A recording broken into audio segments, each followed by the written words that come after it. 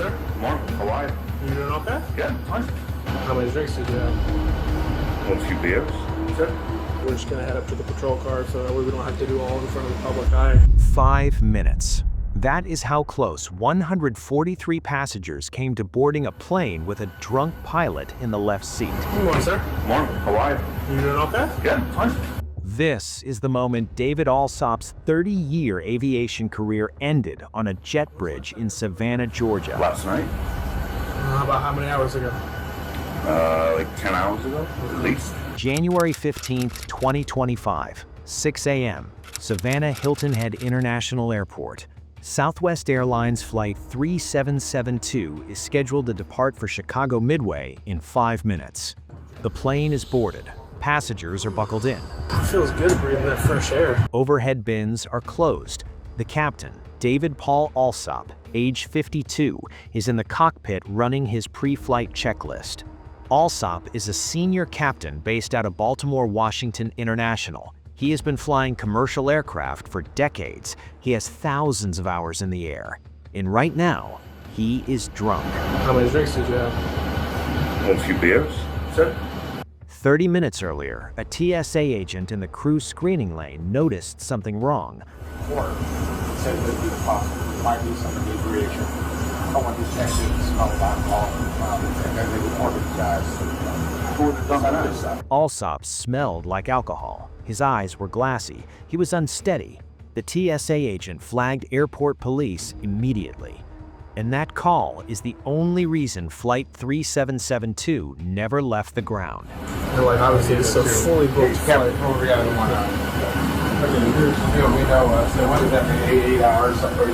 Watch this. The officer boards the plane. Passengers are sitting in their seats.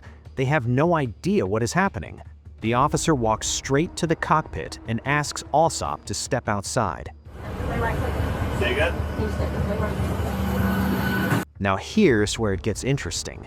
Allsop does not panic. He does not argue. He looks the officer dead in the eye and says he had 3 light beers. A few beers. Define a few beers. Like 3. Okay. Yeah. 10 hours ago, at least. About how many hours ago? Like 10 hours ago, at least. 3 beers, 10 hours ago. That is his story. The officer leans in, and you can see the moment he makes his decision. He tells Allsop he can smell alcohol on his breath. Clear as day. There's no need. Well, I can smell an odor consistent with an alcoholic beverage. Oh, sorry. Okay. Allsop's response? He blames it on his nicotine gum. Do you have any fresh ones that haven't been in your mouth? Yeah. I'm right in my bed. Nicotine gum.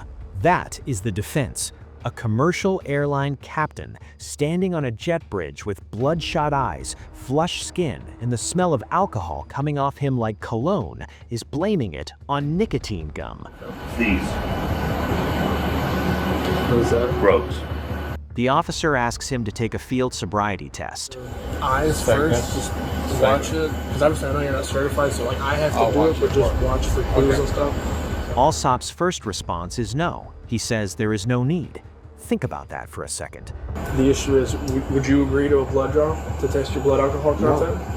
A man who was about to be responsible for 143 lives at 35,000 feet is telling a police officer there is no need to prove he is sober.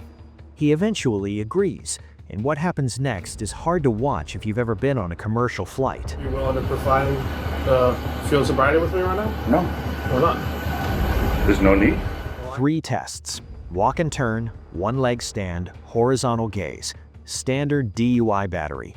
The same tests a trooper would run on a college kid swerving out of a bar parking lot, except this is a 52-year-old airline captain on a jet bridge with a plane full of passengers 20 feet away.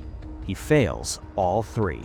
Okay, well the issue is when you agreed to the field sobriety, you exhibited the symptoms, and if you're refusing to a blood draw, that's DUI less safe for the willful intention to operate a commercial aircraft. This is the moment he realized that 30 years of flying just ended on a Tuesday morning in Georgia. Seriously? Yes, sir. How did I fail? I did everything. The signs that you exhibited during those 3 tests, I'm able to articulate based off those and the odor coming off of your person. It's very consistent.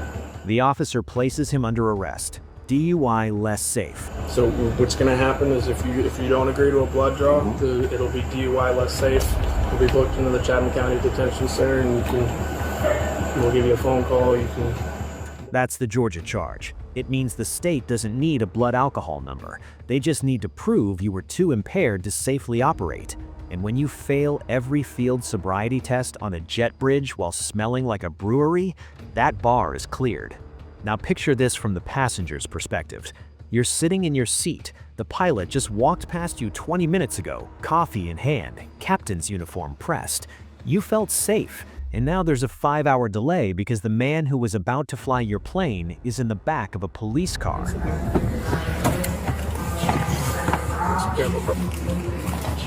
The officer asked Allsop to take a blood test to determine his exact blood alcohol level. He refused. Under Georgia law, you can refuse, but the refusal itself tells a story. No. Why not? There's no need. If you had 3 light beers 10 hours ago, you would blow zeros. You would want that test. You would demand it. The fact that Allsop refused tells you everything you need to know about those 3 light beers. FAA regulations are clear. You cannot fly within 8 hours of consuming alcohol. You cannot fly with a blood alcohol content of 0.04 or higher. That's half the legal limit for driving a car. Half, because when you're responsible for 143 souls in a metal tube at 500 miles per hour, the standard is not the same as pulling out of a parking lot. You are entitled to additional chemical tests of your blood or other bodily substances at your own expense and from qualified personnel of your own choosing.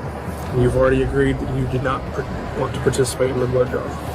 So because of that, I'm now going to detain you. Like I said, as long as you just continue to be cool with me, I'll be cool with you, okay? Southwest Airlines removed Allsop from duty immediately. Within weeks, the FAA revoked his pilot certification. Revoked, not suspended, revoked. Under the FAA's prompt settlement policy, he can reapply in 1 year, but the career, the seniority, the reputation, those don't come back with a reapplication. The criminal case was referred to federal court. The Chatham County District Attorney confirmed this would be prosecuted at the federal level. As of today, Southwest Airlines confirms David Allsop is no longer employed with the airline. David Paul Allsop, age 52, captain, thousands of flight hours, arrested on a jet bridge at 6 in the morning, 5 minutes from takeoff, charged with DUI less safe, FAA certification revoked, career over.